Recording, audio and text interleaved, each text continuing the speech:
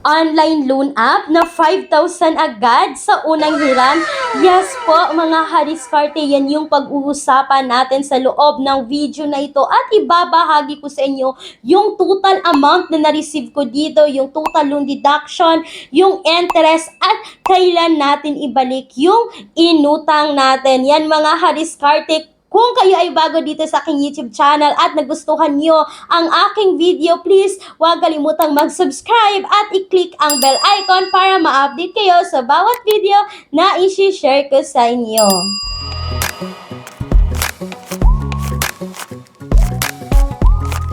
So yan na nga mga hadiskarte, disclaimer po muna tayo as usual, hindi po ako agent ng kahit anumang utangan online. Isa rin po akong mangungutang kagaya ninyo. Pero mga hadiskarte, please take note na dapat mag-do a research po muna tayo, alamin po muna natin lahat po ng detalye bago tayo uutang sa ating mauutangan online. So yan na nga mga hadiskarte, kung kayo po ay employed or self-employed at gusto niyo mag-apply sa bangko, mga kadiskarte, you can message me dito para sa kadagdagang impormasyon ng offer na ito.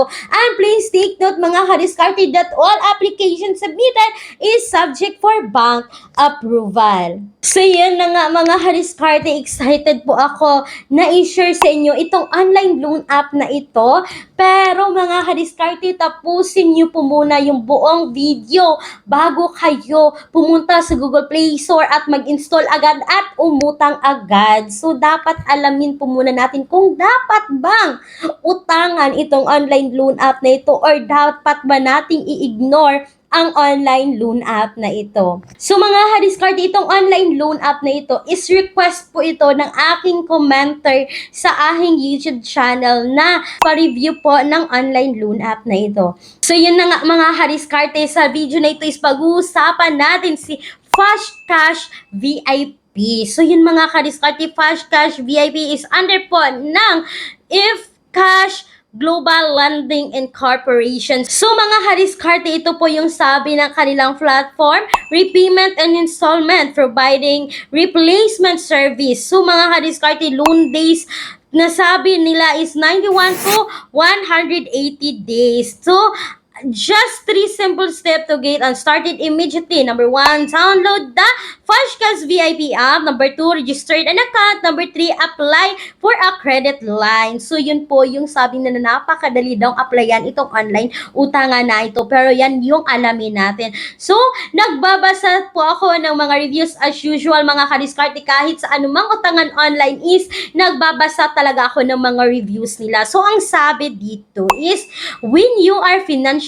needs, this app is a highly recommended. You can try it for yourself. Fast approval and fast disbursement. Most of the time, it will remind of your due date through SMS. No road agents, not like to the other loan apps. So yun mga kadiskarte, talagang napaka-positive ng reviews na ito. Ang sabi pa mga kadiskarte is, thank cause you're a big help.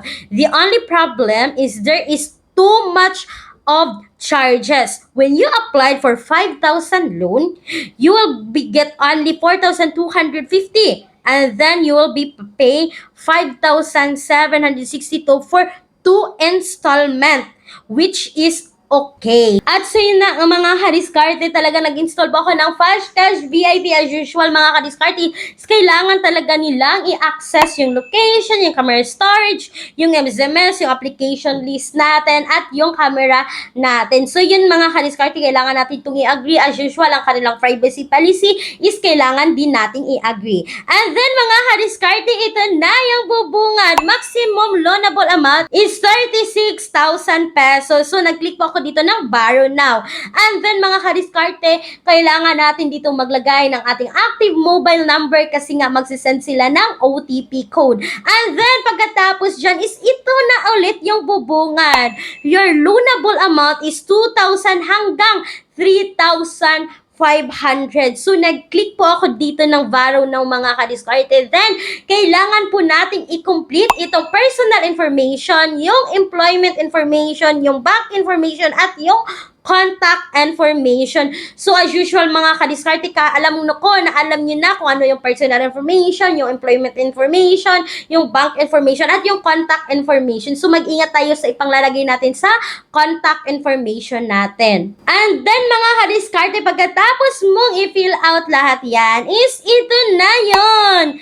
Select loan amount. So, makapag-select para tayo dito ng loan amount. So, mga kadiskarte, pwedeng 2,000 hanggang 5,000. So, kapag 2,000 mga kadiskarte, mag-select lang kayo dyan ng 15 days or 30 days. So, pag i-click mo tong submit mga kadiskarte, is hindi po pa agad masasubmit yung loan. Kasi nga, kailangan mong pumirma dito.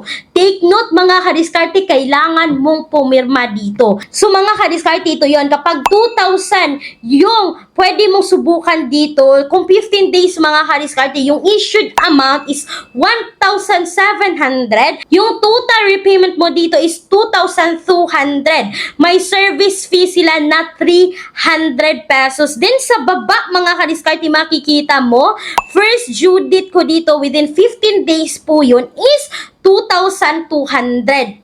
So mga kadiskarte, aabot agad po in all total, aabot po ng 500 yung kasama yung service fee nila dito at yung interest nila dito na 200 pesos. So, 500 yung tubo within 15 days. Kapag mga kadiskarte 30 days yung 2,000, yung ma-receive nyo dito, same pa rin, 1,700. Yung total repayment mo dito is 2,305.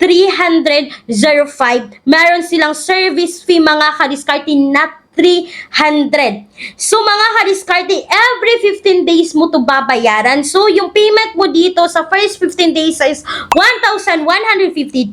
Sa second 15 days, mga kadiskarte, in all 30 days is 1,153. So, aabot po mga kadiskarte ng 605 kasama na dito yung service fee at yung interest nila sa loob po yan ng 30 days. Mga kadiskarte, 605 sa loob po yan ng 30 days. Kapag 3,000 sa 15 days, mga kadiskarte, yung ma-receive mo dito is 2,550. Total repayment dito, mga kadiskarte, is 3,300.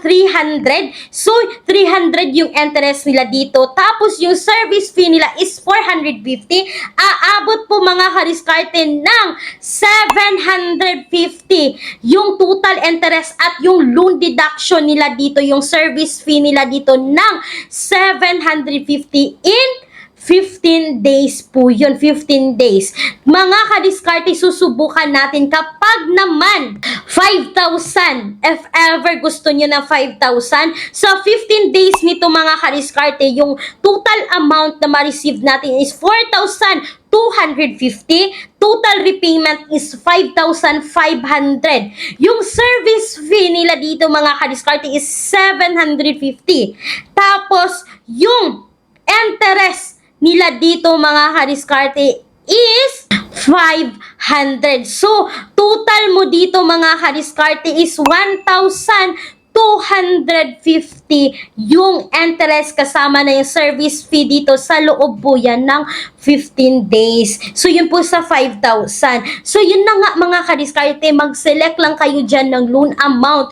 Kung sakaling ipagpatuloy ninyo yung pag-utang ninyo sa utangan na ito. Kasi mga kadiskarte, talagang tinuloy ko yung pag-utang dito mga kadiskarte, no? So, sa 4,000, sinubukan ko dito sa 4,000 kasi sa 4,000 mga kadiskarte, kapag 30 days, tinry ko to, yung ma-receive mo dito is 3,400.